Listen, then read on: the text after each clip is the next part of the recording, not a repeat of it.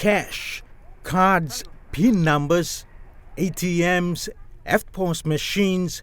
Sounds familiar? Yes, it's the banking space.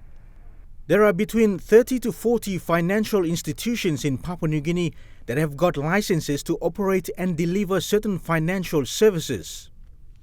In the commercial banking arena, it's been pretty much a one-sided affair. What is now known as BSP Financial Group Limited has dominated the commercial banking space in terms of market share for decades under various brand names. International banks such as Westpac and ANZ have also become household banking brands around the country, but little did people understand that these banks owned a very small share of the market. And with the recent entrance of Kina Bank and declining operations of international banks, it has made acquisitions on 2 of these banks so far and is intending to acquire the third one with the aim of providing effective competition. Yes, we announced the acquisition of Westpac in PNG and Fiji late last year, subject to the regulatory approvals in both countries, and this specifically is the central banks and the competition authorities in both countries. So this is a part of the process that we have to go through. The ICCC has a process that they go through, which involves public consultation. Obviously, they're concerned around the competition in the banking sector and whether there will be adequate competition after this transaction has taken place. After much criticism by certain players in PNG's business arena about Kina Bank's acquisition plans, competition watchdog, the Independent Consumer and Competition Commission, as the responsible government agency, received an authorization application from Kina Bank earlier this year. Initially, they made an application for a clearance, and we have gone through this process together, and we were of the view that they should make a submission for an authorization. And they have now submitted this application for authorization. The authorization process is purely to assess on the competition effects and the public benefits. And it has nothing to do with the ICCC deciding on who buys. This is something that the ICCC does not or is not required by law to do this. The process that the ICCC will conduct is very transparent, and it is very important for the people of this country. And after ICCC's initial consultation process, a draft determination was released by the ICCC advising Kina Bank that it wasn't convinced of the proposal, particularly in terms of competition in PNG's banking arena. So they've taken public consultations over the past few months. They've done their own analysis as well. And they've issued a draft determination that they weren't quite satisfied that there was enough evidence that there won't be a substantial lessening of competition. The good thing is they've given us an opportunity to respond to their concerns, which we did formally to the public in a public consultation last week, where we laid out our responses to their concerns and why we believe that actually competition will continue to increase after the acquisition of Westpac and PNG. Given that Kina Bank has been successful in previous acquisitions, they are determined to continue to convince responsible authorities of their proposal. Many people will know that we acquired Maybank in 2015. Back then, Maybank had 2 branches, and we became a commercial bank with that acquisition. We acquired ANZ PNG's retail business in 2019, and then now we're planning to acquire Westpac. So back before the Maybank acquisition, there were 4 commercial banks. There was BSP and 4 overseas banks. 3 overseas banks, and it's fair to say the 3 overseas banks were looking at ways to actually leave the country and reduce their exposure in PNG. So they are trying to operate 2 banks owned by one owner. 2 banks, 2 commercial licenses, but owned by one one owner, two different management structure, two different boards, but the owner is still the same. So you don't have multiple commercial banks. You still have one. Both Kina and Westpac are the same owner. So they are combined, they will challenge BSP. So you have two big players. So this is still duopoly. You can't escape by giving this lame excuse. This is lame. We get it. This is lame. So I want to let Greg Pawson and the big players in the commercial banks know that the people of Papua New Guinea, we are fed up with long bank queues. We are fed up with all the excessive bank fees. Among criticisms that have surfaced regarding Kina Bank's intention to acquire Westpac Bank in PNG, the biggest question has been around what benefits it will have for Papua New Guinean banking customers.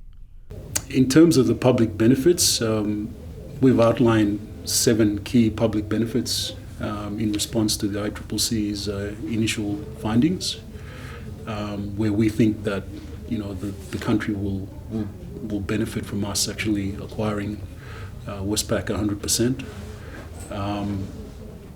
I can run through a few of those now. I guess the first one would be in terms of more jobs for Papua New Guineans.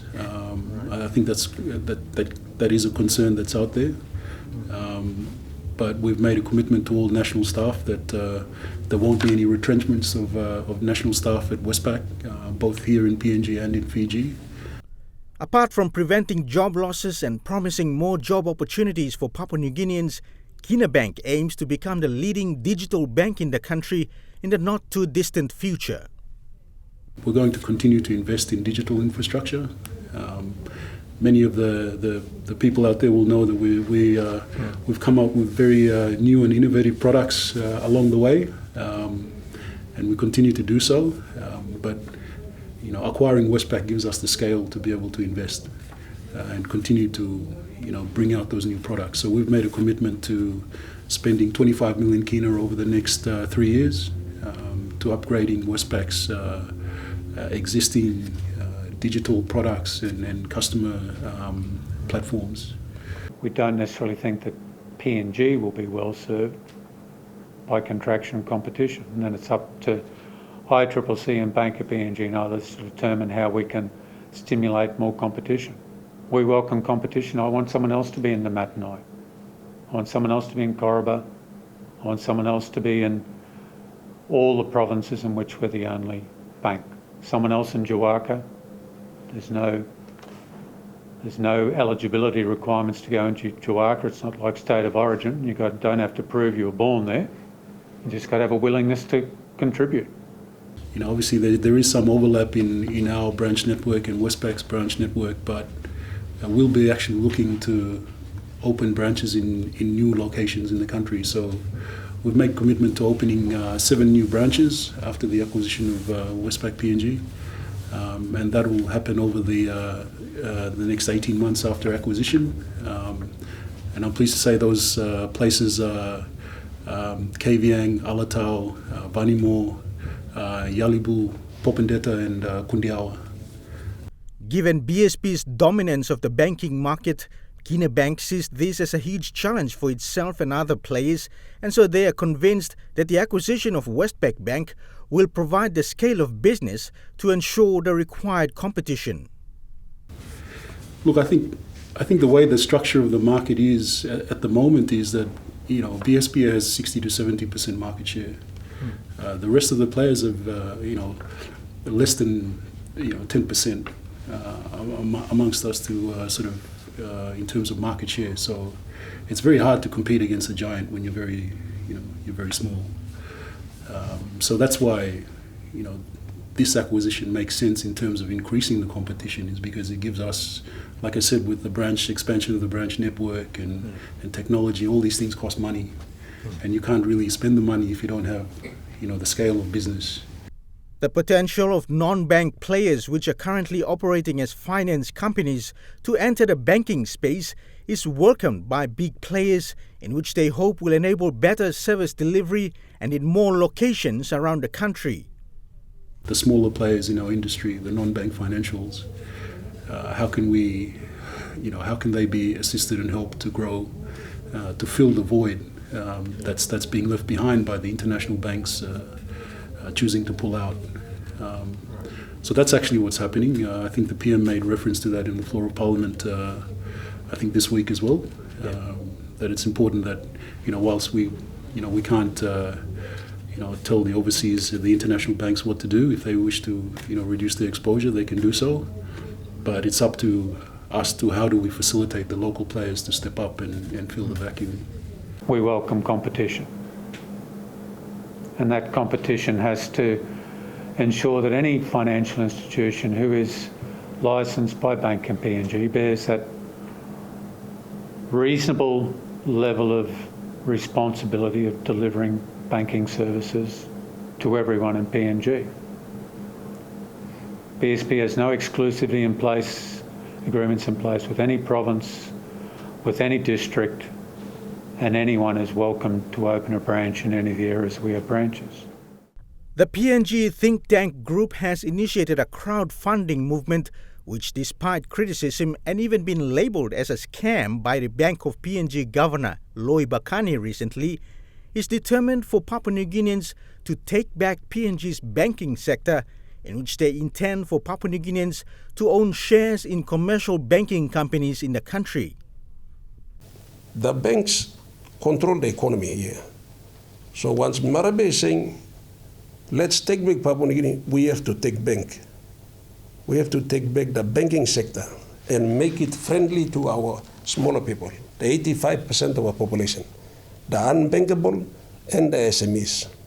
So that has now motivated us to go to the step of crowdfunding movement. Crowdfunding has never been implemented in this country before. This is the first time we're using, where we are basically calling on all SMEs, from micro SME, table mama, all the way to any organization that turns over 5 million.